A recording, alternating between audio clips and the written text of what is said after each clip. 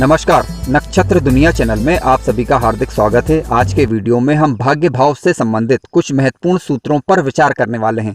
इसके अलावा आप अपनी कुंडली में ये भी देख पाएंगे कि कौन सा ग्रह आपके भाग्य को बढ़ाने में आपकी सहायता करेगा। काफ़ी महत्वपूर्ण सूत्र हैं और आसान से सूत्र हैं, आसान तरीके से समझ में आने वाले हैं।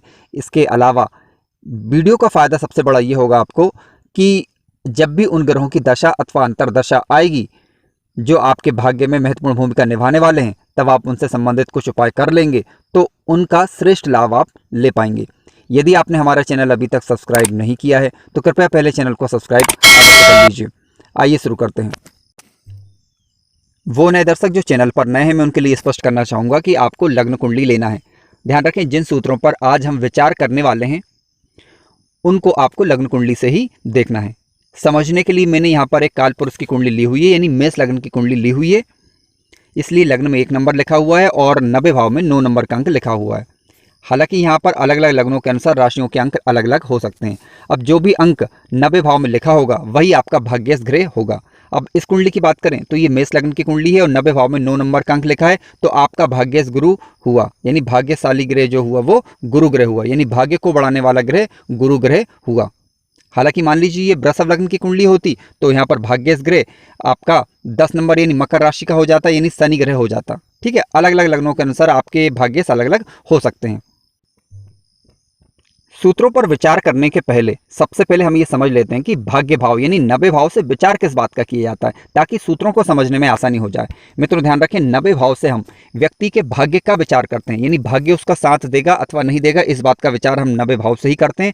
और 90 भाव में जो राशि का अंक लिखा होता है यानी हमारा भाग्यश ग्रह, उसकी स्थिति को देखकर करते हैं। 90 भाव से हम धर्म का विचार भी करते हैं, मान सम्मान का विचार भी हम 90 भाव से ही करते हैं, पुण्य का विचार, पिता का विचार, संतान का विचार भी हम कुंडली के 90 भाव से ही करते हैं। हालांकि संतान के विचार के लिए पंचम भाव भी देखा जाता है, लेकिन पंचम से पंचम को जब आप देखेंगे तो नवम भाव आएगा, तो नवम भाव पर भी विचार किया जाता है। पौत्र का विचार करते हैं, यहाँ से हम शिक्षा का विचार करते हैं यानी उच्च शिक्षा का, संन्यास का विचार करते हैं, लंबी यात्राओं का विचार करते हैं, सौभाग्य का विचार करते हैं, दर्शन का विचार करते हैं। यानी जीवन में कोई भी कार्य यदि हम कर रहे हैं तो उसमें हमें भाग्य का साथ मिलेगा अथवा नहीं मिलेगा, इस बात का विचार हम कुंडली के 90 भाव से ही करते हैं और भाग्यश की स्थिति को देखकर करते हैं। हालांकि वो कौन कौन से सूत्र होते हैं जिनसे हम ये पता लगा पाएंगे कि हमारा भाग्य साथ देगा अथवा नहीं, इसके लिए आज हम विचार करने वाले हैं। तो आइए शुरू करते हैं। आज का पहला सूत्र इस प्रकार से, यदि भाग्य भाव का स्वामी भाग्य भाव में ही बैठ जाए तो व्यक्ति सौभाग्यशाली होता है, भाग्यशाली होता है, यानी समय समय पर व्यक्ति का भाग्य साथ देता है। आइए उदाहरण के माध्यम से इसे हम समझने का प्रयास करते हैं। मान लीजिए कि ये मेष लग्न की कुंडली है, ठीक है, तो नवम भाव में 9 नंबर का अंक लिखा रहेगा, तो ये यहाँ पर धनु राशि हुई। धनु राशि का स्वामी ग्रह गुरु ग्रह होता है। मान लीजिए अब ये गुरु ग्रह यहीं पर बैठ जाए तो व्यक्ति भाग्यशाली होगा, अपने भाग्य से संबंधित सुख व्यक्ति को जीवन में मिलेंगे, यानी व्यक्ति को कर्म तो करने होंगे लेकिन समय पर उसका भाग्य भी उसका साथ देता है। आइए आज के दूसरे सूत्र पर विचार करते हैं। मित्रों ध्यान रखें, यदि भाग्यश ग्रह लाभ भाव में जाकर बैठ जाए तो व्यक्ति भाग्यवान होता है, सौभाग्यशाली होता है, समय समय पर व्यक्ति का भाग्य उसका साथ देता रहता है। आइए उदाहरण के माध्यम से इस सूत्र को समझने का प्रयास करते हैं। मान लीजिए कि यहाँ पर एक वृषभ लग्न की कुंडली होती, ठीक है, तो केंद्र में 2 नंबर का अंक लिखा होगा और भाग्य भाव में आपका 10 नंबर का अंक आपको लिखा मिलेगा। यहाँ पर मकर राशि होगी और मकर राशि का स्वामी ग्रह शनि होता है, यानी शनि आपका यहाँ पर भाग्यश ग्रह बन गया है। अब यदि ये शनि आपका लाभ भाव में जाकर बैठ जाए तो आपको शनि के लाभ देखने को मिलेंगे, यानी शनि ग्रह आपके भाग्य में सहायता करेगा जब भी शनि ग्रह की दशा अथवा अंतरदशा आएगी। केवल आपको इसकी लग्न से मित्रता देखनी है, यदि लग्न से मित्रता हुई तो श्रेष्ठ लाभ जातक को देखने को मिलते हैं। आज का तीसरा सूत्र इस प्रकार से, भाग्यश ग्रह केंद्र और त्रिकोण में जहां कहीं भी बैठेगा उस भाव का स्वामी भी भाग्य को बढ़ाने में आपकी सहायता करेगा। फिर से सुनिए, भाग्यश ग्रह केंद्र तथा त्रिकोण में जहां कहीं भी बैठेगा उस भाव का स्वामी भी भाग्य को बढ़ाने में आपकी सहायता करेगा। केवल आपको ये देखना है कि भाग्यश ग्रह की जिस घर में वो बैठा है उस भाव के स्वामी के साथ मित्रता है या नहीं। यदि मित्रता है तो श्रेष्ठ लाभ आपको मिलेंगे और साथ साथ आपको लग्न से भी मित्रता चेक करनी है। आइए उदाहरण के माध्यम से हम समझ लेते हैं। यहाँ पर मैंने समझने के लिए एक कर्क लग्न की मैं कुंडली ले रहा हूँ। जब आप कर्क लग्न की कुंडली लेंगे तो केंद्र में 4 नंबर का अंक लिखा मिलेगा और इसका स्वामी ग्रह चंद्रमा होता है। मान लीजिए कि ये चंद्रमा आपका चौथे भाव में आकर बैठ गया है। ठीक है, यहाँ पर मैं आपका चंद्रमा लिख देता हूँ।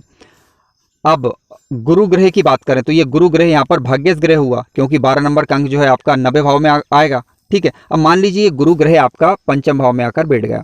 ठीक है, तो यहाँ पर आप देखेंगे तो गुरु ग्रह और चंद्र ग्रह में आपस में तात्कालिक मित्रता भी हो गई, तो व्यक्ति को श्रेष्ठ रिजल्ट देखने को मिलेंगे। और यदि हम बात करें पंचम भाव की, तो पंचम भाव में जो राशि का अंक लिखा है वो 8 नंबर का अंक आपको लिखा मिलेगा, तो इसका स्वामी ग्रह मंगल होगा। अब मंगल से भी आप इसकी तात्कालिक मित्रता चेक कर लीजिए। मान लीजिए कि मंगल ग्रह आपका तृतीय भाव में बैठा है, तो मंगल ग्रह से गुरु ग्रह की तात्कालिक मित्रता हो गई और चंद्र से भी हो गई।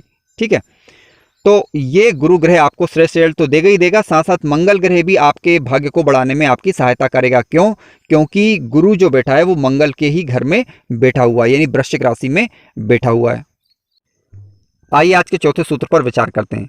मित्रों ध्यान रखें, भाग्य भाव में यदि गुरु ग्रह बैठ जाए अथवा कहीं से भी गुरु भाग्य भाव को देखे तो व्यक्ति को ये भाग्योदयी बनाता है, व्यक्ति को प्रबल भाग्यशाली बनाता है। यदि आपका भाग्येश ग्रह कमजोर हुआ तब भी गुरु की दृष्टि पड़ जाने के कारण उसमें बढ़ोतरी हो जाएगी, यानी अच्छे प्रभाव में उसकी बढ़ोतरी हो जाएगी। आइए उदाहरण के माध्यम से इसे हम समझ लेते हैं। यहाँ पर मैंने समझने के लिए एक सिंह लग्न की कुंडली ली हुई है। जब आप सिंह लग्न की कुंडली लेंगे तो केंद्र में आपका 5 नंबर का राशि का अंक आपको लिखा मिलेगा। ठीक है, तो इसका जो स्वामी ग्रह हुआ वो सूर्य ग्रह हुआ, यानी आपका लग्न सूर्य हुआ। अब बात क्योंकि चल रही है भाग्येश ग्रह की, तो ध्यान रखें या तो गुरु ग्रह आपका भाग्य भाव में बैठ जाए, या आप लग्न में भी जब बैठेगा तो गुरु ग्रह जो है नवम दृष्टि से भाग्य भाव को यहाँ पर देखेगा, या फिर पंचम भाव में भी अगर आकर बैठ जाएगा तो अपनी पंचम दृष्टि से जो है गुरु नवम भाव को देखेगा।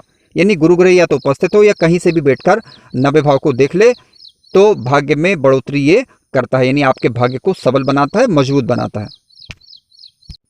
आज का अगला सूत्र इस प्रकार से, यदि शुक्र ग्रह कुंडली के नवम भाव में बैठ जाए या फिर तृतीय भाव में बैठकर नवम भाव को देखे तो शुक्र जनित कार्यों से या फिर स्त्री जाति की मदद से व्यक्ति का भाग्योदय होता है। जब भी शुक्र ग्रह की दशा अथवा अंतरदशा आएगी, आपको ये देखना है कि शुक्र ग्रह की लग्न से मित्रता और नवमेश से यानी भाग्येश से मित्रता है अथवा नहीं। यदि लग्नेश से या फिर भाग्येश से मित्रता हुई तो शुक्र के श्रेष्ठ रिजल्ट देखने को मिलेंगे। ध्यान रखें, शुक्र ग्रह नीच का नहीं होना चाहिए, शत्रु ग्रह या पापी ग्रहों से दृष्ट अथवा युक्त नहीं होना चाहिए।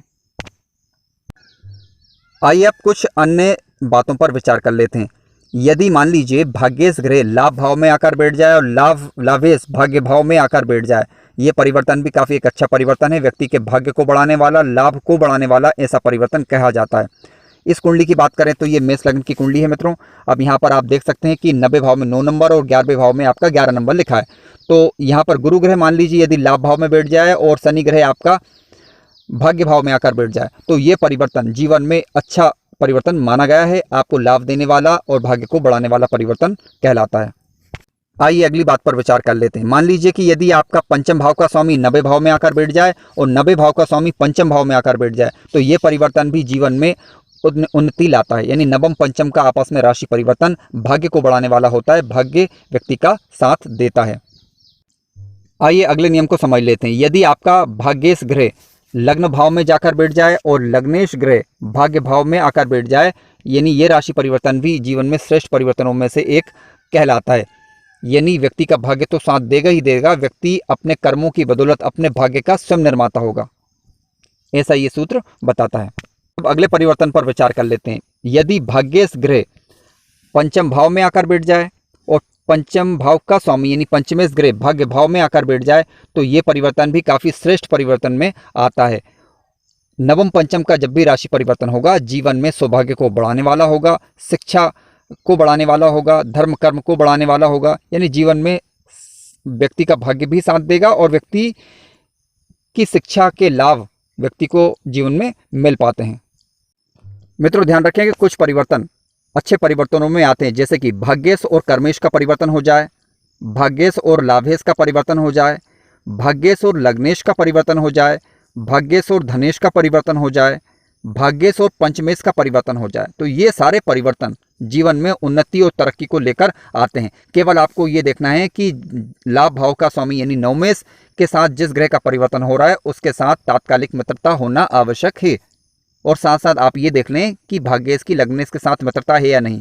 यदि भाग्येश की लग्नेश के साथ मित्रता है या फिर जिसके साथ वो राशि परिवर्तन कर रहा है उसके साथ मित्रता है तो श्रेष्ठ रिजल्ट आपको देखने को मिलेंगे। अब मान लीजिए यदि भाग्येश ग्रह 6, 8, 12 में बैठ जाए तब क्या होगा। तो ध्यान रखें 6, 8, 12 में बैठना भाग्येश ग्रह का शुभ नहीं माना जाता, परंतु यदि वह मित्र राशि के भाव में बैठा है या फिर स्वग्रही होकर बैठा है तब ज़्यादा बुरे परिणाम देखने को नहीं मिलते। अब ध्यान रखें कि भाग्येश ग्रह जब कभी भी कहीं पर भी किसी भी भाव में बैठे तो आपको ये देखना है कि वह मित्र राशि में बैठा है, उच्च राशि में बैठा है, स्वराशि में बैठा है तो श्रेष्ठ रिजल्ट मिलते हैं। लग्नेश का मित्र होकर बैठा है तो श्रेष्ठ रिजल्ट मिलते हैं। यदि भाग्येश ग्रह किसी ऐसी राशि में बैठ गया जहां पर वो उसके शत्रु ग्रह हो या नीच राशि में हो, पापी ग्रहों से दष्ट अथवा युत हो, तो फिर आपको भाग्य से संबंधित थोड़े से नेगेटिव रिजल्ट देखने को मिल सकते हैं। यदि किसी भी प्रकार के नेगेटिव रिजल्ट देखने को मिले तो जिस ग्रह के कारण नेगेटिव रिजल्ट देखने को मिले उस ग्रह की दशा अथवा अंतरदशा में यदि आप उपाय कर लेंगे तो उसके बुरे प्रभाव में कमी आ जाती है। मित्रों, यदि कार्यक्रम आपको अच्छा लगा है तो कृपया चैनल को सब्सक्राइब अवश्य करें, वीडियो को लाइक करें और शेयर करें और अपने विचार कमेंट्स के माध्यम से अवश्य बताएं। धन्यवाद।